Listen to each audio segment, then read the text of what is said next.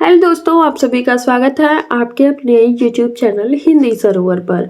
आज हम बात करेंगे अर्थ विज्ञान पे अर्थ की परिभाषा और शब्द और अर्थ किस प्रकार से जुड़े हुए हैं, अर्थात उनका संबंध किस प्रकार से है, उसे हम जानेंगे। तो चलिए शुरू करते हैं। पहले परिभाषा देखते हैं।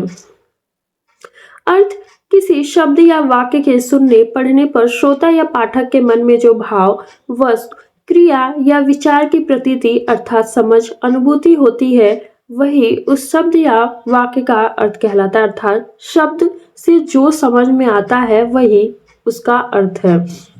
मतलब यहाँ पे कहा जा रहा है कि जब हम कोई शब्द सुनते हैं या वाक्य पढ़ते हैं तो हमारे दिमाग में जो चित्र, भाव या समझ पैदा होती है वही उस शब्द का अर्थ कहलाता है। उदाहरण के तौर पे अगर मैं हाथी शब्द का प्रयोग कर रही हूँ, तो आप जैसे ही हाथी शब्द सुनते हैं तो एक उसकी छवि आपके दिमाग में बनने लगती है कि हाथी जिसका शरीर बहुत बड़ा होता है, 4 पैर होते हैं, उसके एक सूंड होता है, वो जंगल में रहता है। तो इस प्रकार की जैसे ही आपने कोई शब्द सुना और उसकी जो समझ है, उसकी जो छवि है आपके दिमाग में बनने लगी, तो यही अर्थ है। मतलब कि जो शब्दों को आप समझ जा रहे हैं तो यही उसका अर्थ कहलाएगा। अब अर्थ के संबंध में हमारे जो भारतीय और पाश्चात्य विद्वान हैं, उन्होंने अपनी अपनी परिभाषाएं दी हैं, उन्हें देखेंगे। पहले है महर्षि पतंजलि। अर्थ शब्द की अतरंग शक्ति है। शब्द बाहर से दिखता सुनता है, अर्थ भीतर की सूक्ष्म शक्ति है जो शब्द के द्वारा अभिव्यक्त होती है। मतलब इनका कहना है कि शब्द बाहर की आवाज है, मतलब कि शब्द बाहर से दिखाई देती है, उसमें एक अंदर की छिपी शक्ति होती है, वही शक्ति अर्थ होता है। मतलब जो एक तरह से उदाहरण के तौर पे अगर बताऊं तो जैसे कि हम सबने बल्ब देखी हुई है, तो बल्ब का जो आकार होता है वो बाहर से मतलब होता है और अंदर एक उसके कुछ मतलब छोटे से लगे होते हैं जो जैसे ही वो अगर खराब हो गया तो बल्ब नहीं जलता है, पर अगर वो सही रहा तो बल्ब जलती है। तो ये उसकी शक्ति का काम करता है। जो शब्द है, जो बल्ब का बाहर का एरिया है, वो यहाँ पे शब्द का काम कर रहा है, और जो उसमें छिपी हुई जो उसकी शक्ति है, बल्ब को जलाने का काम कर रहा है, यहाँ पे उन्होंने उसको अर्थ बताया है। अब हम बात करेंगे यहाँ पे अगले विद्वान है कुमारिल भट्ट, जो अर्थ शब्द के साथ सदा संयुक्त नित्य रूप से जुड़ा रहता है, वही उसका अर्थ है। इनका कहना है कि अर्थ वह चीज है जो शब्द के साथ हमेशा चिपकी रहती है, कभी अलग नहीं होती है। मतलब कि जहाँ शब्द रहेंगे उसके अर्थ तो निकलेंगे ही। जैसे कि अगर मैं आपको पढ़ा रही हूँ, आपको समझा रही हूँ और आप समझ पा रहे हैं, तो आप कहीं ना कहीं एक उसका अर्थ अपने हिसाब से निकालेंगे, अपने अनुसार निकालेंगे और आप एग्जाम में लिखेंगे। ऐसा नहीं है कि हूबहू जो मैं नोट्स दे रही हूँ या जो मैं बोल रही हूँ आप वही लिखेंगे। आप वो लिखेंगे जो आपको समझ में आए। ये काम हम सबका होता है, आपका भी है, मेरा भी है, कि हम जो समझ पाते हैं हम वही लिखते हैं। तो यहाँ पे जो समझ पा रहे हैं ना, वही अर्थ कहलाएगा। तो अगर इनका उदाहरण ले तो जैसे कि हम देखते हैं कि सूर्य है, जो सूर्य है वो अपने प्रकाश के साथ प्रकाशित होता है। तो यहाँ पे जो सूर्य है और जो प्रकाश है वो दोनों एक दूसरे के साथ सदैव रहते हैं। तो ये उनका उदाहरण हो गया कि जो शक्ति और जो अर्थ है वो एक साथ रहते हैं। अगले पाश्चात्य विद्वान है कैयट और नागेश भट्ट, जिसका वाच्यार्थ प्रवृत्ति मिति को बताने के लिए शब्द का प्रयोग किया जाता है, वही शब्द का अर्थ है। इनका कहना है कि जिस चीज को बताने के लिए हम शब्द का प्रयोग इस्तेमाल करते हैं वही उसका अर्थ है। जैसे कि अगर हम गाय बोल रहे हैं तो इसलिए बोलते हैं क्योंकि उसका खास जानवर दिखाना या याद दिलाना चाहते हैं। जैसे कि मैंने हाथी का बताया, तो एक प्रकार से ये मतलब उनका भी सेम है। आगे है अग्नग्ड और रिस्ट का मानना है कि अर्थ वह मानसिक तत्व है जो प्रतीक अर्थात शब्द, संदर्भ अर्थात वस्तु और विचार के बीच संबंध जोड़ता है। मतलब इनका कहना है कि अर्थ वह मानसिक कड़ी है जो 3 चीजों को जोड़ती है।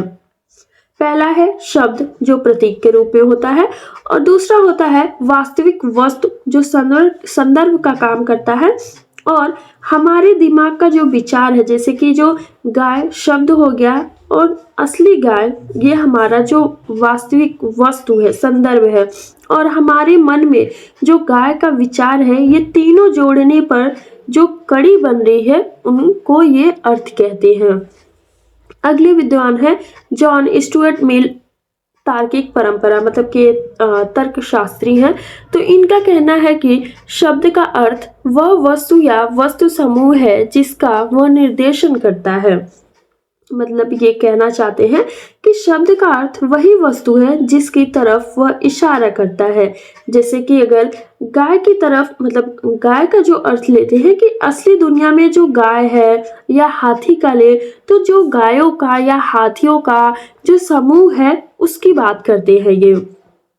आगे अब हम जानेंगे भारतीय विद्वान अर्थ को मुख्य रूप से प्रतीति, मन में होने वाली अनुभूति मानते हैं, जबकि पाश्चात्य विद्वान अर्थ को संदर्भ, प्रयोग और संबंध पर आधारित मानते हैं। दोनों मिलकर आज की परिभाषा बनाते हैं कि संदर्भ में प्रयोग से उत्पत्ति प्रतीति ही अर्थ होता है। मतलब इनका कहना है कि जो हमारे भारतीय विद्वान हैं, इनका मानना है कि जो अर्थ है वो हमारे मन में होने वाली समझ या अनुभूति को ये जो भारतीय विद्वान है अर्थ मानते हैं, और जो पश्चिमी विद्वान है उनका मानना है कि अर्थ शब्द का वास्तविक दुनिया की चीजों से संबंध रखना है। इस प्रकार से दोनों ही विद्वानों को मिलाकर परिभाषा बनती है कि संदर्भ में प्रयोग करने से जो समझ पैदा होती है वही अर्थ कहलाता है। आशा करती हूँ आप सभी को बहुत अच्छा लगा होगा। अब हम बात करेंगे शब्द और अर्थ का संबंध।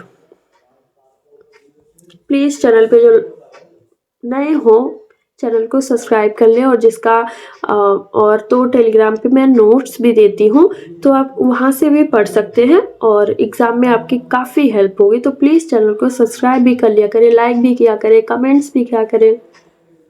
चलिए अब शुरू करते हैं हम शब्द और अर्थ का संबंध। शब्द और अर्थ का संबंध, यह प्रश्न अनादिकाल से बना हुआ है। शब्द और अर्थ का क्या संबंध है?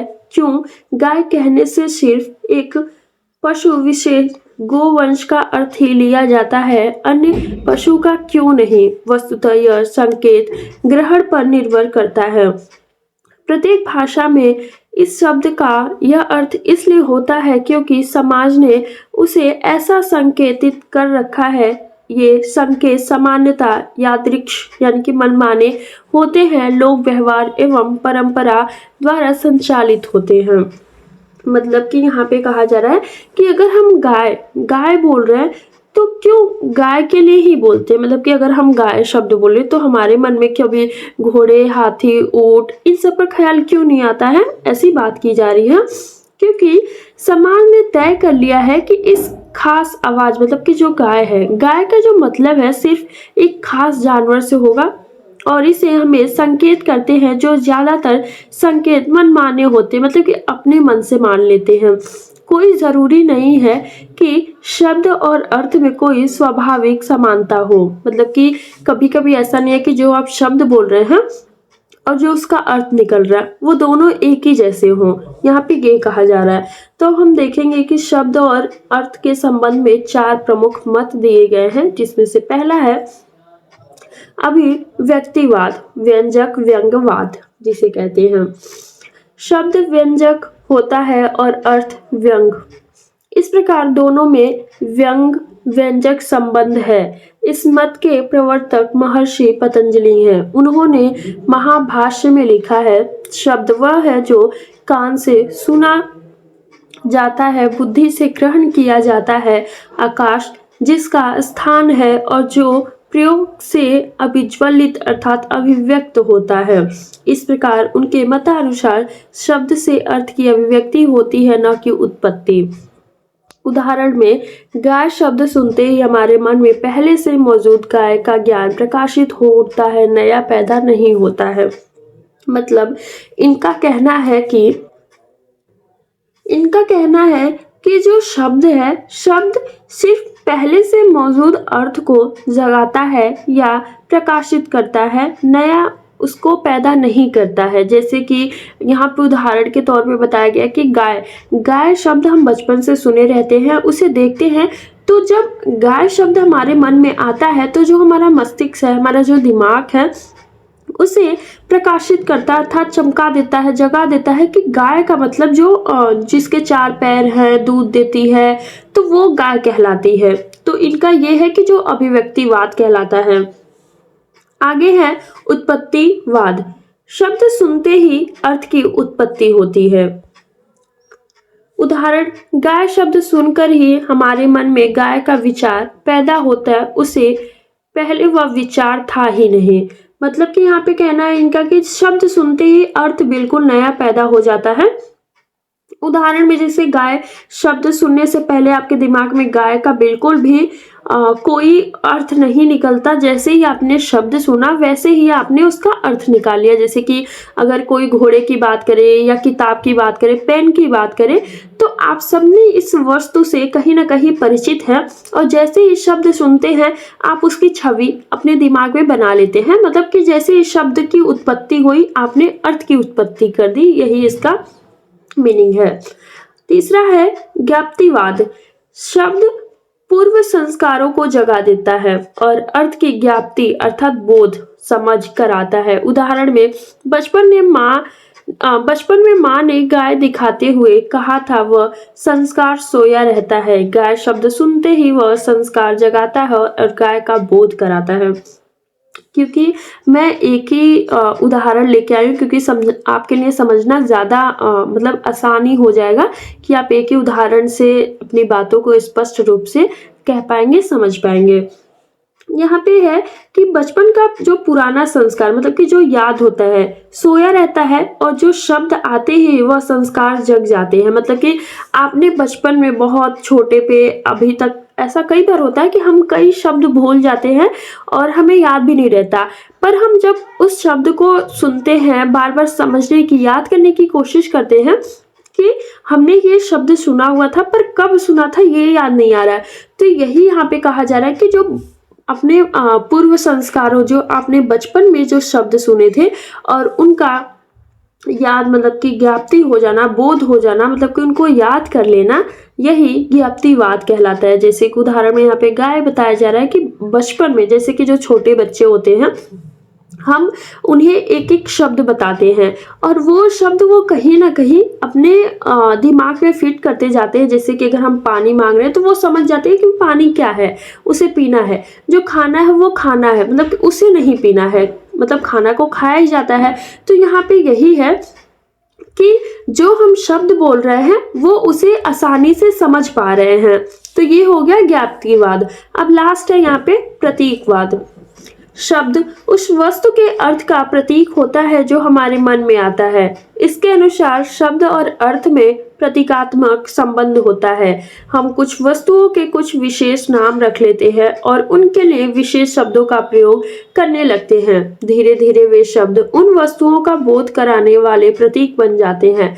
उदाहरण के लिए समाज ने एक विशेष पशु के लिए गाय ध्वनि का प्रतीक बना लिया। अब वही ध्वनि उस पशु को याद दिलाती है। मतलब कि यहाँ पे एक प्रतीक के रूप में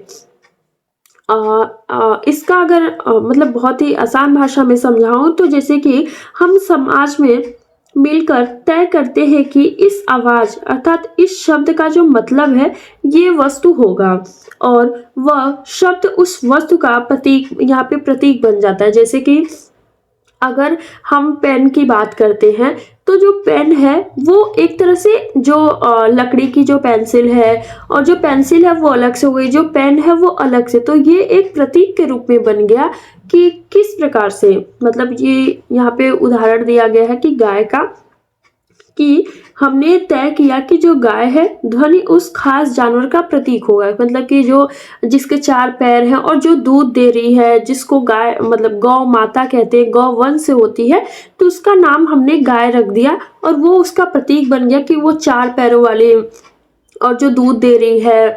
या जो घोड़े की बात कर ले कि जो दौड़ने में बहुत तेज होता है, तो इस प्रकार से वो एक उसका प्रतीक हो गया और प्रतीक ही नाम में प्रचलित हो गया। तो यहाँ पे यही कहा जा रहा है कि जो प्रतीकों के माध्यम से उनके नाम फिक्स कर दिए जाते हैं वो प्रतीकवाद कहलाता है। निष्कर्ष में देखेंगे कि अधिकांश जब यादृच्छिक संकेत पर चलते हैं तो कुछ में ऐतिहासिक या स्वाभाविक कारण भी मिलते हैं। चारों मतों में महर्षि पतंजलि का अभिव्यक्तिवाद सबसे अधिक स्वीकृत है कि शब्द अर्थ की उत्पत्ति नहीं केवल अभिव्यक्त करता है। मतलब कि इनका कहना है कि ज्यादातर जो शब्दों का जो अर्थ है समाज की सहमति से मनमाने ढंग से बनती है। मतलब कि जो समाज है उनको जो ठीक लगा, उनको जो अच्छा लगा, उन्होंने वो नाम दे दिया। पर जो चारों मत हैं उनमें सबसे ज्यादा महर्षि पतंजलि के जो अभिव्यक्तिवाद है उनको मान्यता दी गई कि जो शब्द अर्थ को पैदा नहीं करता, सिर्फ पहले से मौजूद ज्ञान को उजागर करता है। यानी कि जो गाय सुनकर नया गाय का विचार नहीं बनाता, पहले से जो हमारे दिमाग में छिपी हुई गाय की जो छवि होती है उसी को चमकाने का अर्थात जगाने का कार्य करता है। तो आशा करती हूँ आप सभी को बहुत अच्छा लगा। प्लीज चैनल को लाइक सब्सक्राइब शेयर करना ना भूलें और PDF के लिए आप टेलीग्राम चैनल ज्वाइन कर लें जिसका लिंक डिस्क्रिप्शन बॉक्स में दिया गया है। Thank you.